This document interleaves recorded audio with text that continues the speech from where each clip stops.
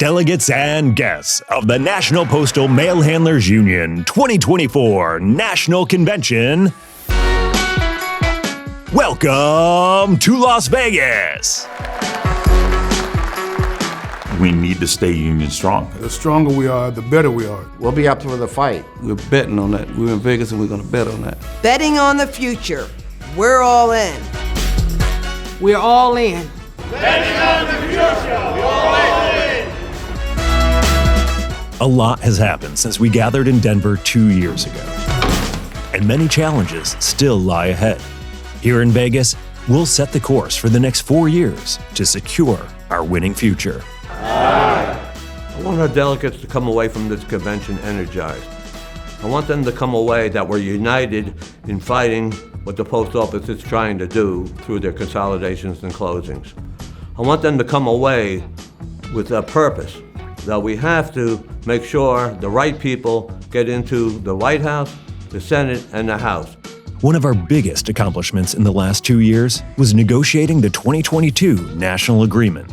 We were able to negotiate another wonderful collective bargaining agreement, increasing the salaries, improvement all across the wage scales.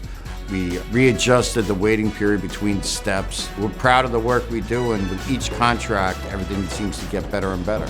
People can get to the top faster. We also arranged so that people would have consecutive days off. And thankfully for some of our MHAs that have been MHAs for far too long, we made it so they would no longer have to serve more than 2 terms as an MHA before they're automatically converted. Once they're an MHA for 24 months, they'll become what's called a full-time flexible. And it's good because it's kind of a light at the end of the tunnel for them.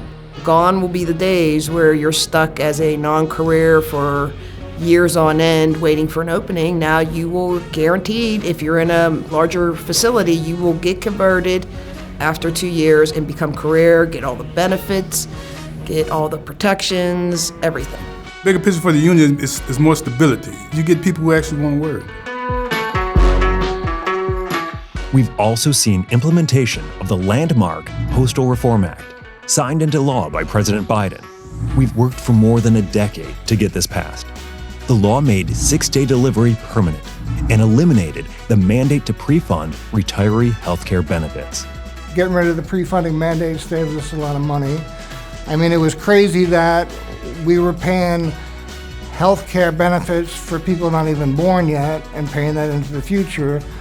So getting that money back helped us put us on a firmer ground.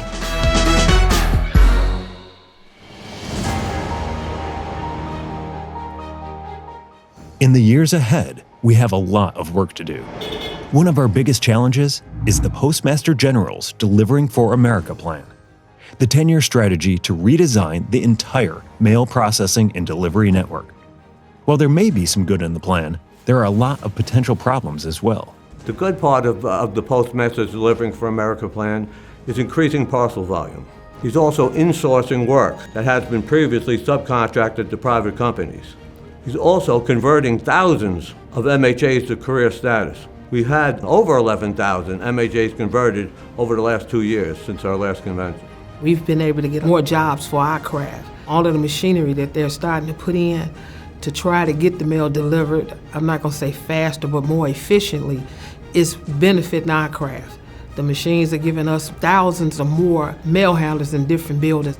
Being able to capture more work, get work back that was wrongfully taken away or is being worked by the wrong craft, and we correct that. So I think those are the benefits. The bad parts are that there is potential for disruption for people's work schedules and for some even the place that they work. And it's going to be our job to make sure that we hold the Postal Service's feet to the fire and minimize disruption wherever we can. Facilities are being consolidated, work's being relocated. New facilities are coming online, often without the appropriate staffing levels needed to make them successful. Some of these people are going to be dislocated as much as 180 miles. We just have to do everything we can to minimize the negative impact to our members. We're all for the plan working because if the plan works, the Postal Service survives. If the Postal Service survives, we won't have this conservative effort and to try to privatize. So we want it to be successful, and it's a plus for everybody. Betting on the future, we're all in. Another key issue we must address is membership enrollment, especially among our new MHAs. In the spring of this year, only 56% of MHAs were union members. We can do better. We can do a lot better. We have to think about the future of this organization. The MHAs are our future. They have to get involved. First of all, they have to join the union, but they have to stay informed and involved. They have to read the bulletin board, look at our website, go to union meetings, become a steward, run for office. You are our future. Stay involved. It's very important that we get in front of the new members and talk to them how important it is for their future to become union members. They think, oh, the U.S. Postal Service, that's just a great place to work for. Well, they're not some benevolent giver of all these things. It's because of years of negotiation with the union that allows us all those provisions that give us a nice place to work at. Job protection, your working environment, protecting your rights, make sure you treat it fairly. So the union does a whole lot, and I think you really need it. Be engaged and involved. Go to the meetings, become a steward, do all of those things. Otherwise, it's we fall apart. You have to have that. There's this strength and unity. We need to have some younger people who can pick up the torch and run with it. So I think that's our biggest goal right now.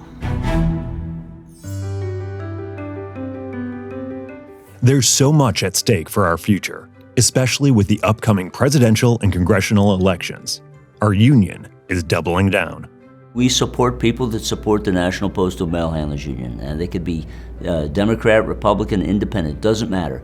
If they back us, we back them. We could all lose our jobs if the wrong person gets in the office, right? We got to get out there, we got to register to vote, then we got to rock this vote. Everybody's got to get out there and vote. Make sure their family votes, their neighbor votes. Then we have to keep the most labor-friendly administration that we ever had in the White House. Trump is the only candidate that has called the Postal Service, and I'm quoting here, a joke. There's also a lot at stake next year in the negotiations for the new National Collective Bargaining Agreement. Know this, your union will have your back.